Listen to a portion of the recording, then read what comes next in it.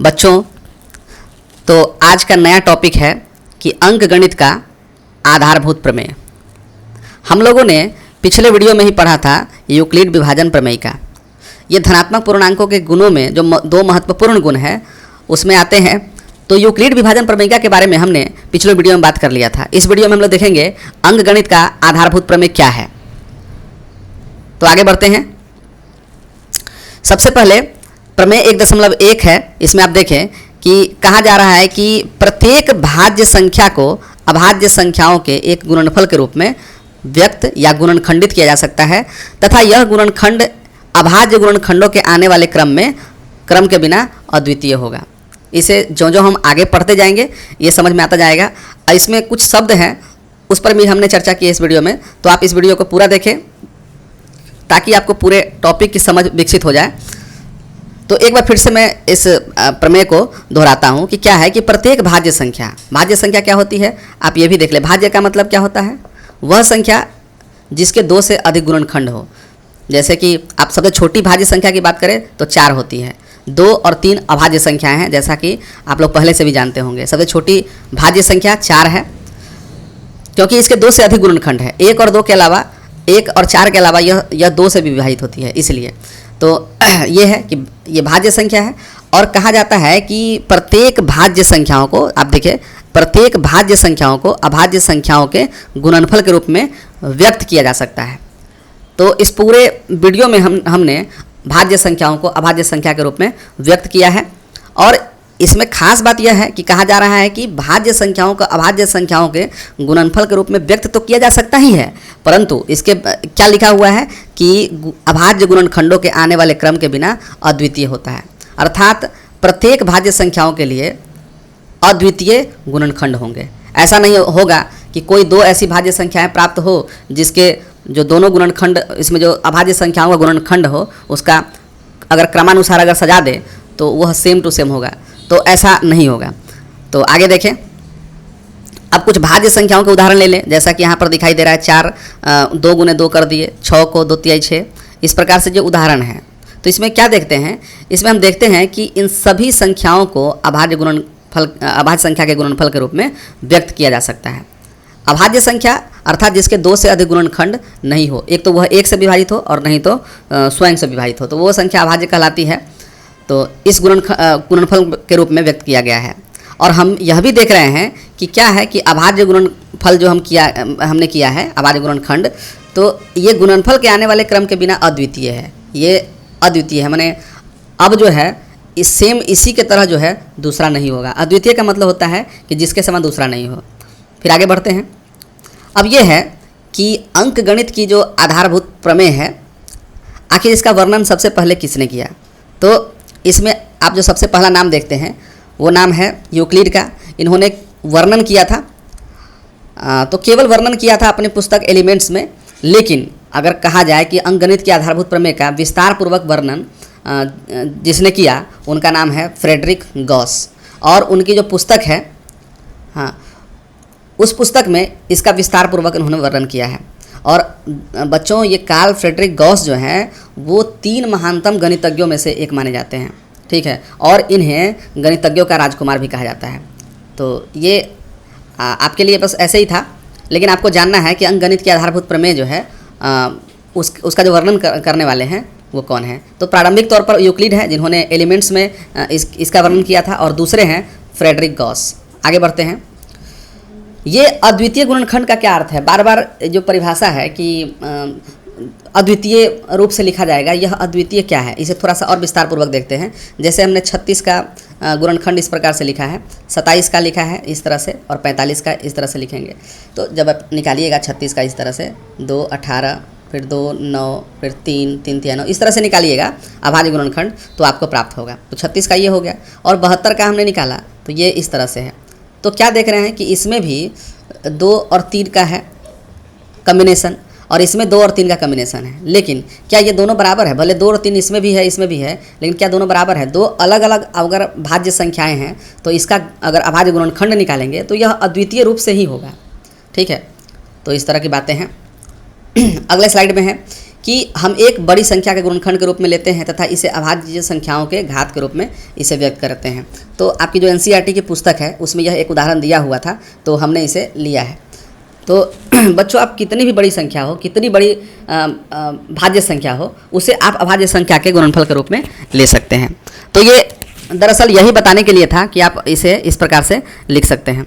तो ये आपको आना चाहिए। इसके लिए आपको अभ्यास करने की आवश्यकता होती है। और एक चीज़ आपको यह हेल्प करेगा कि आपको जानने होंगे कि 2 से विभाज्यता के नियम, 3 से विभाज्यता के नियम, 4 से विभाज्यता के नियम, 5 से विभाज्यता के नियम, 6 से विभाज्यता के नियम, 9 से विभाज्यता के नियम। तो ये अगर कम से कम इतनी विभाज्यता के नियम अगर जानेंगे तो आपको सुविधा होगी, अभाज्य गुणनखंड निकालने में आपको सुविधा होगी। जैसे 2 से विभाज्यता का नियम क्या कहता है कि किसी संख्या के इकाई के स्थान पर 0, 2, 4, 6, 8 इत्यादि रहे तो वह संख्या क्या होगी, 2 से विभाजित होगी। 3 से विभाज्यता का नियम क्या है कि जो संख्या आपको पता करना है कि 3 से विभाजित होगी कि नहीं, उसके अंकों का योगफल जोड़ते हैं। जैसे 32,760 है तो इसमें क्या है 3, 2, 5, 5, 7, 3, 2, 5, 7, 12, 12, 6, 18 या 3 से निश्चित रूप से विभाजित होगी कभी न कभी। तो इस तरह से हम लोग पता करते हैं। तो इसके लिए हम एक अलग से वीडियो बनाएंगे कि विभाज्यता के नियम क्या है। और वैसे तो आप पिछली कक्षाओं में आपने निश्चित रूप से ही ये पढ़ा होगा, तो आप वैसे भी आप देख सकते हैं अपनी पुस्तिका में कि 2, 3, 4, 5, 6, 9, 10, 11 इस सबसे विभाजित होने का क्या नियम है। इससे आपको क्या होगा कि जब आप अभाज्य गुणनखंड करेंगे तो आपको उसमें सहूलियत होगी। चलिए, तो अब क्या है कि गणित के क्षेत्र में अंकगणित के आधारभूत प्रमेय के अनेक अनुप्रयोग है, काफ़ी ज़्यादा अनुप्रयोग है।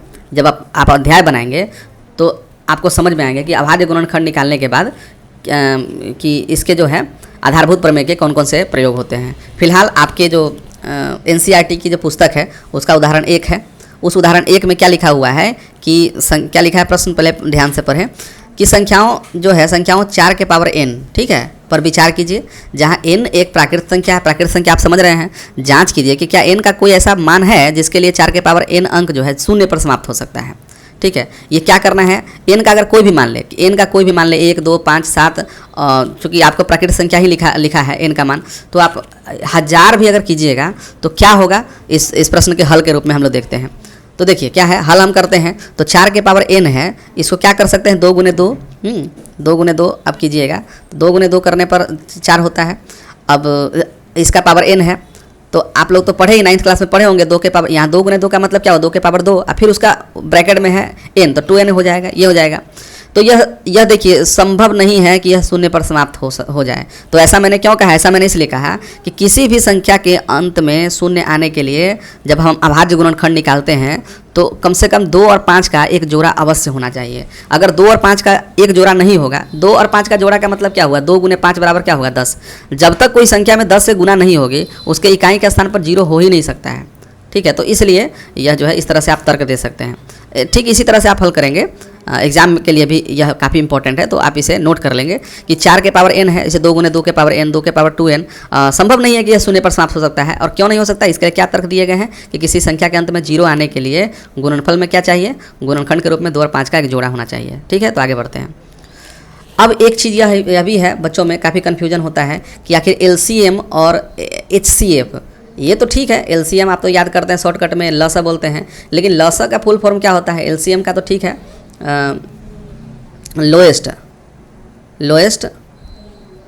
कॉमन क्या होता है, मल्टीपल्स, ठीक है, मल्टीपल्स नहीं, मल्टीपल कॉमन मल्टीपल। और HCF का मतलब क्या होता है, हाईएस्ट कॉमन फैक्टर, ये होता है।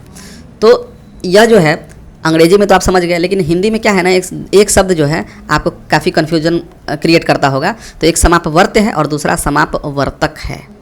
ये समापवर्त्य और समापवर्तक क्या है, तो इसे आप देखें, सम आपवर्तक, ठीक है, और सम आपवर्त्य।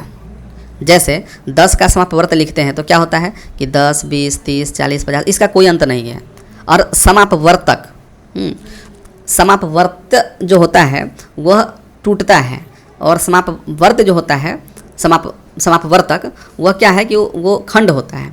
तो इस तरह से आप जो है समझ सकते हैं। तो ये लघुत्तम के साथ समापवर्त्य शब्द का प्रयोग होता है और महत्तम के साथ समापवर्तक शब्द का प्रयोग होता है। इसे आगे और भी डिटेल्स में अगले जब प्रश्न बनाएंगे तो उसमें आप समझेंगे कि आखिर लघुत्तम के लिए ये शब्द समापवर्त्य का इस्तेमाल क्यों किया गया और महत्तम के लिए समापवर्तक का प्रयोग क्यों किया गया, तो ये हम देखेंगे। तो फिलहाल ये कन्फ्यूजन दूर कर लिए कि लघुत्तम समापवर्त्य होता है, महत्तम समापवर्तक होता है। ठीक है, अगला प्रश्न है उदाहरण का।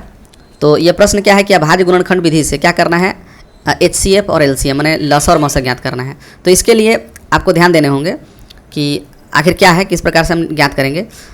तो प्रश्न में है 6 और 20 का निकालना है। ठीक है, तो 6 को जब हम इस तरह से अभाज्य गुणनखंड के रूप में तोड़ेंगे, 6 को इस तरह से 2 तिया 6, तो ये हम लिखे और 2 तिया 6 ये हुआ। 2 कितना है, 2 का पावर 1 है, 3 के पावर भी 1 है। इस तरह से ये पावर का महत्व है, आप एकदम लिखेंगे ताकि आपको प्रारंभिक तौर पर जब आप समझेंगे तो इसके लिए आपकी काफ़ी सहायता होगी। 20 के बारे में बात करें तो जब हम इसी प्रकार से 20 को अभाज्य गुणनखंड निकालेंगे तो क्या होगा, 2 गुना 2 गुना 5, तो ये हो गया। तो 2 का पावर कितना है, 2 बार है तो 2 पावर 2 हो गया और 5 एक बार है तो पावर 1 हो गया। अब क्या है, अब यहाँ से आपको समझना है कि आखिर हम HCF किस प्रकार से निकालते हैं और LCM किस प्रकार से निकालते हैं। ये पहला प्रश्न है, तो आपको ध्यान देने की आवश्यकता है। HCF का मतलब क्या होता है कि हम उभयनिष्ठ, देखिए दोनों में शब्द लगा हुआ है कॉमन, LCM में भी और HCF में भी। ठीक है, तो LCM में क्या है और HCF में क्या है, कॉमन लगा हुआ है, तो उभयनिष्ठ तो शब्द आना ही है। उभयनिष्ठ का मतलब होता है जो दोनों में हो। ठीक है, तो इसलिए यह शब्द जो है एकदम ध्यानपूर्वक समझे। उभयनिष्ठ कॉमन का अर्थ क्या होता है कि जो दोनों में हो। अब 6 और 20 में क्या हो, आप क्या देख रहे हैं, गुणनखंड के रूप में आप देख रहे हैं कि यहाँ भी 2 है, 6 में भी, और यहाँ भी 2 है। अगर साझेदारी की बात हो जाए, गुणनखंड की बात अगर हो, तो क्या कॉमन हो सकता है, तो क्या कॉमन हो सकता है, ये 2 कॉमन हो सकता है। तो इसलिए जो इसका HCF है वो क्या होगा, HCF इसका 2 होगा। ठीक है, और जब LCM की बात करते हैं तो ये आपको पहले तो क्या है ना कि आप एग्जाम में किस प्रकार से बनाएंगे, मैं आपको वो समझा रहा हूँ। फिर उसके बाद क्या होगा कि आप फिर आप इसे समझेंगे भी, साथ साथ समझ में भी आएगा। लेकिन अगर क्या हो कि छोटी मोटी लस और मस ज्ञात करनी हो तो आप आसानी से कैसे ज्ञात करेंगे वह भी मैं आपको बताऊंगा, साधारण तरीके से कैसे ज्ञात करते हैं। तो पहले आप देखें कि 6 का जो है, 6 का गुणनखंड जब निकाले हैं तो 2 के पावर 1 है, 3 के पावर 1 है। 20 का निकाले 2 के पावर 2 है, 5 के पावर 1 है। तो यहाँ देखिए 2 जो है पावर 1 के रूप में है और यहाँ क्या है, 2 जो है पावर 2 के रूप में है। तो आप क्या करेंगे, तो आप जिसका अधिकतम पावर हो वो ले लेंगे। तो यहाँ पर 2 का अधिकतम पावर क्या है, 1 या 2, तो 2 ले लिया। अब हम देखते हैं 3 का अधिकतम पावर यहाँ पर क्या है, 1 है, और नीचे में क्या है 20 वाले में तो नहीं है, तो नहीं है 0 है, पावर 0 है। तो क्या होगा, 3 के पावर 1 हम ले लेंगे। इस प्रकार से 5 के पावर 1 के बारे में बात करें, देखिए इसमें जो भी आपको खंड दिखाई दे रहे हैं वो सभी देखना है। ऐसा नहीं कि इसमें कॉमन क्या है वो आपको अब समझ में आएंगे। 3 के पावर 1 हो गया और 5 के पावर 1, तो इस तरह से ये हो गया। अब जब हम गुना कर देंगे इसका, तो इसका क्या होगा, 60 होगा। 2 दूना 4 3 12 पंचे 60 हो गया। तो आप इसकी परिभाषा जो है एकदम ध्यान से देख लें। HCF क्या है, जो दोनों संख्याओं गुणनखंड में उभयनिष्ठ हो, तो ये तो हो गया HCF। LCM में क्या है, दोनों में सर्वाधिक घात को लेते हुए संख्याओं का गुणनफल करना है। सर्वाधिक घात, जैसे 2 के पावर 1 था, यहाँ 2 के पावर 2 था, तो हमने 2 के पावर 2 लिया है। ठीक है, यहाँ 3 के पावर 0 है, यहाँ 3 के पावर 1 है, तो हमने 3 के पावर 1 लिया। यहाँ क्या है, 5 के पावर 1 है और यहाँ 5 के पावर 0 है, तो हमने इसे 5 के पावर 1 लिया। मैंने ज़्यादा घात वाला जो है संख्या लेना है। और ऐसा क्यों करते हैं, तो इसके लिए आप एक ये देखें, इससे आपको एकदम क्लियर हो जाएंगे कि आखिर जो कॉमन शब्द है LCM में वो क्या है। ठीक है, तो ये क्या है, अब देखिए 6 जो है LCM निकालने के बाद 6 का आप क्या निकालें, 6 का अपवर्त निकालेंगे या अपवर्तक निकालेंगे, आप खुद बताइए। LCM चूँकि निकालना है, LCM में कौन सा शब्द लगा था, अपवर्त्य, तो 6 का अपवर्त लिखेंगे तो क्या होगा, 6 का अपवर्त क्या होगा, अपवर्त 6 12 6 18 24 6 5 30, इस तरह से जाएगा। और 20 का अपवर्त लिखेंगे तो क्या होगा, 20 40 60, ये इस तरह से जाएगा। तो देखिए दोनों में क्या है, दोनों में उभयनिष्ठ खोजना है, दोनों में उभयनिष्ठ खोजना है। और क्या खोजना है, एल लगा हुआ है, मतलब लोएस्ट लगा हुआ है। आप देखिए, आप इसे बढ़ाते चले जाइए, 30 तक तो यहाँ पर दिखाई नहीं दे रहा है कि हाँ कि इसमें कोई कॉमन आ रहा है। लेकिन आप जो ही आगे बढ़ाते जाइएगा तो 20 तो कम ही है, 40 भी नहीं आएगा। 6 का अपवर्त लिखने में 40 भी नहीं आएगा, लेकिन 60 जब है यहाँ 60 अवश्य आएगा। क्यों? क्योंकि 6 दहाई 60 होता है, तो इसलिए 60 जो होगा 60 इसका एलसीएम होगा। तो इस तरह से क्या हुए, आपको अपवर्त्य हुए, कॉमन अपवर्त्य माने उभयनिष्ठ अपवर्त्य, और जो सबसे कम है वो, वैसे कहिएगा तो आगे जाके 120 भी होगा। यहाँ पर 20 मरतबे 120 होता है, ठीक है, और ये 6 बार लिखेंगे इसका अपवर्त्य तो क्या हो जाएगा, 120 हो जाएगा। तो ये तो बराबर हो जाएंगे, लेकिन हमें क्या जानना है, एलसीएम का मतलब होता है, एलसीएम का मतलब होता है एक तो लोएस्ट होना चाहिए, दूसरा कॉमन होना चाहिए, और एम का मतलब क्या होता है, मल्टीपल्स होना चाहिए। तो यह जो शब्द लिखते हैं अपवर्त्य, इसका अर्थ होता है मल्टीपल्स। तो 6 का मल्टीपल्स लिखे, 20 का मल्टीपल्स लिखे, तो इसमें जो सबसे छोटी संख्या जो कॉमन हो रही है वो कौन सी संख्या है, तो 60 है, इसलिए यह 60 इसका एलसीएम हुआ। ठीक है बच्चों, अब आगे बढ़ते हैं। ये आपका उदाहरण 2 का प्रश्न था, तो आप इसे देख सकते हैं इस तरह से। आगे बढ़ते हैं।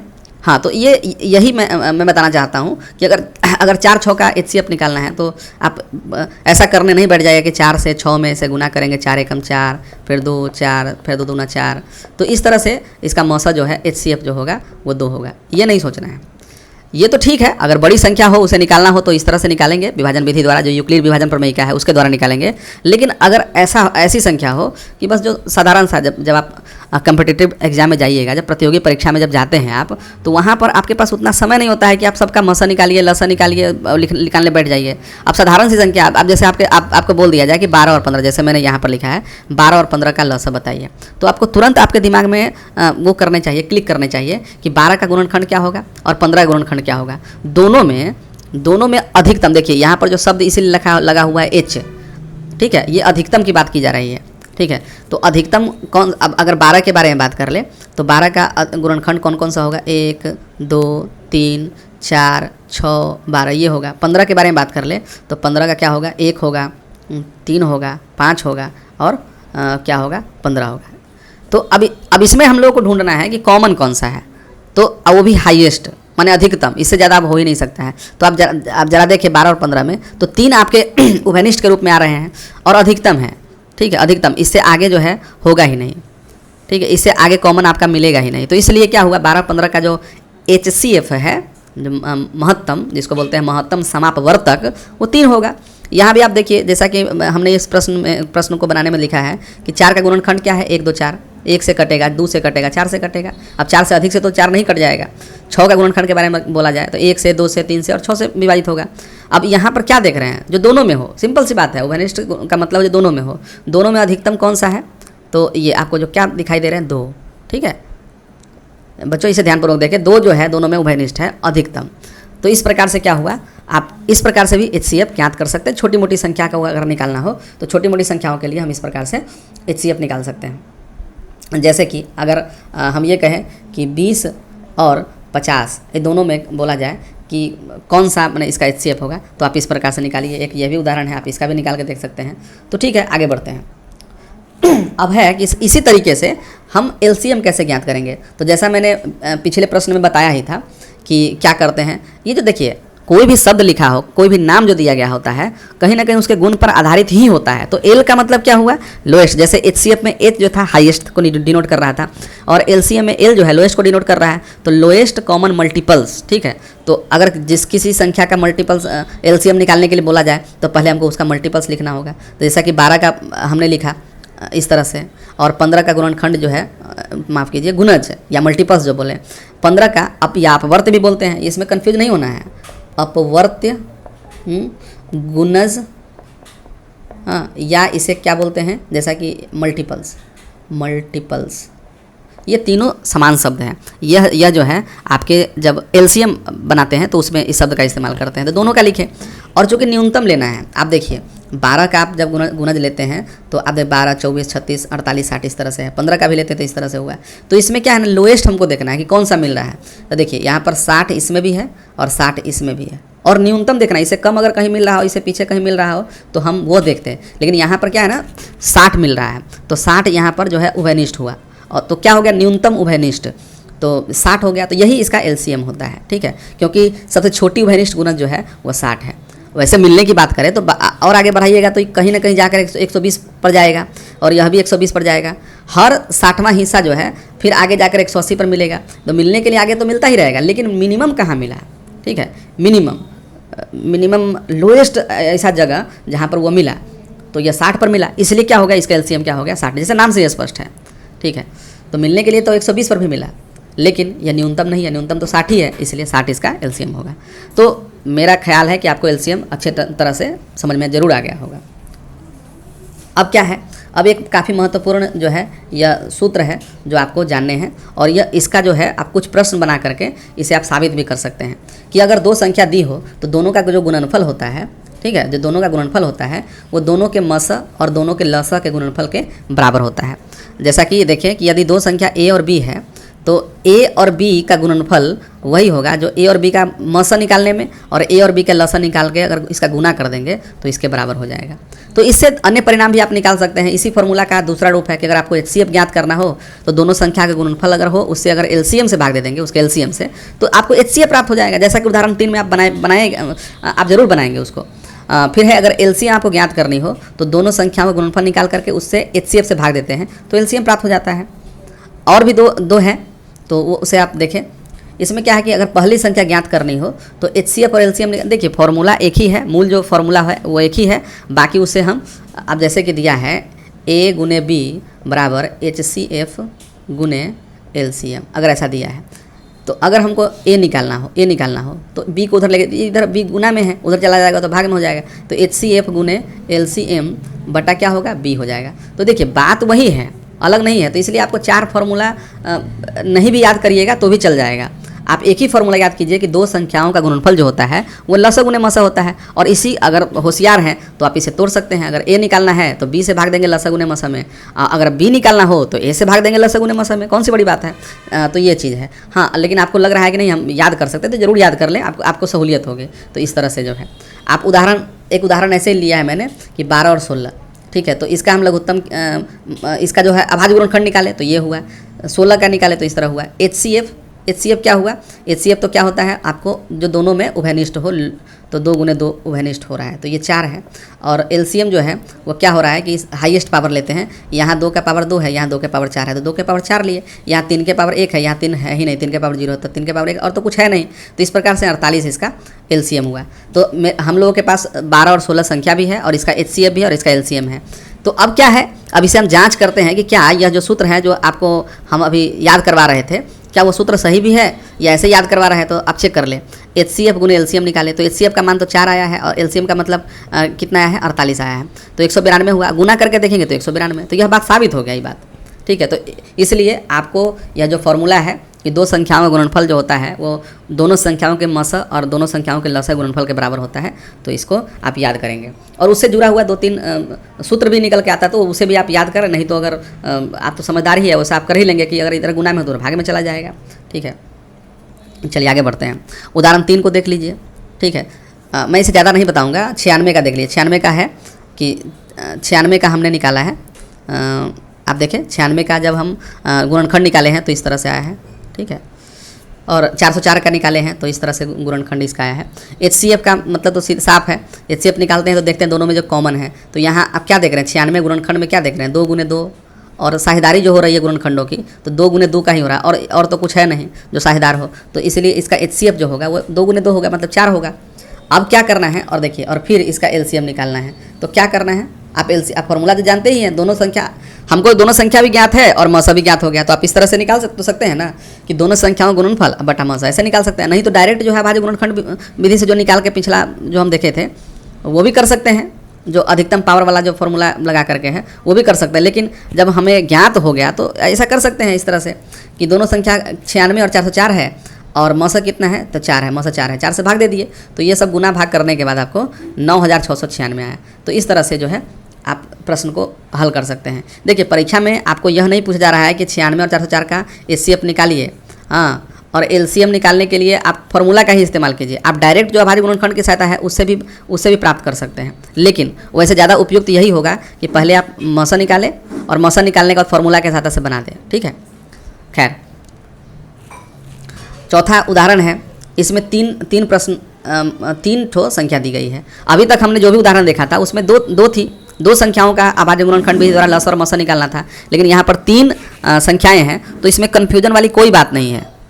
जो नियम होते हैं गणित के वो सबके लिए बराबर ही होते हैं, तो इसमें चिंता वाली बात नहीं है। तो आप 6 का गुणनखंड निकाले तो इस तरह से 6 का गुणनखंड 2 गुने 3 72 का हम निकाले तो इस तरह से हुआ, 120 का है इस तरह से हुआ।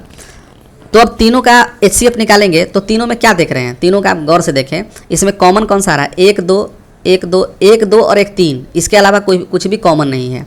आप देखिए अगर जैसे मान लेते हैं कोई 3 दोस्त है, कोई 3 दोस्त है, हाँ 3 दोस्त है और तीनों को बोला जाए कि कहीं जाके खर्चा किया और बोला कि साझेदारी करना है तो बराबर का साझेदारी होगा, हाँ। और बोला जाए कि देखिए अधिकतम जो दे पाएगा तो उतना ही साझेदारी करना है। जैसे अगर राम अगर गरीब है तो उसके पास 2 गुने 3 है, हाँ। मोहन जो है वह उसके पास 72 है, इसका गुणनखंड इतना बड़ा है, और सोहन जो है उसका गुणनखंड इतना बड़ा है, ठीक है।